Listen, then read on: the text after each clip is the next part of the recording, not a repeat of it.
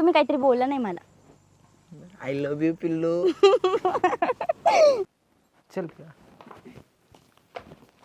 Mummy, ए mummy, आली का? बाहेर की. काय म्हणते? हा माझा मित्र अनिकेत. अनिकेत. अगं मित्र आहे, म्हणलं तुला भेट घालून द्यावा नाही का. तसं खूप चांगलं आहे बरं का. बस ना बस ना. बरं आहे. कुठे शिकायला? नाही, माझं शिक्षण झालेलं आहे. हा हा, मला वाटलं कॉलेजचं आहे. स्वतःचं स्वीट होम आहे. हा हा. अजून काही जॉब वगैरे करतो का? नाही, जॉब नाही, शेती वगैरे बाकीचं पाहतो, रानातलं हे कडलं तिकडलं. त्याचा स्वतःचा धंदा आहे स्वीट होमचा. आणि घरी पण आई वडील असतात आणि तो एकुलता एक आहे. अगं पण तू हे मला का सांगते? आणलंय ठीक आहे, पण आता याच्या बाहेर एवढं कशाला चौकशी पाहिजे आपल्याला? हे बघ आई, मी कधी तुझ्यासोबत खोटं बोलत नाही आणि मला बाकीच्या मुलींसारखं नाही वागायचं आहे ग.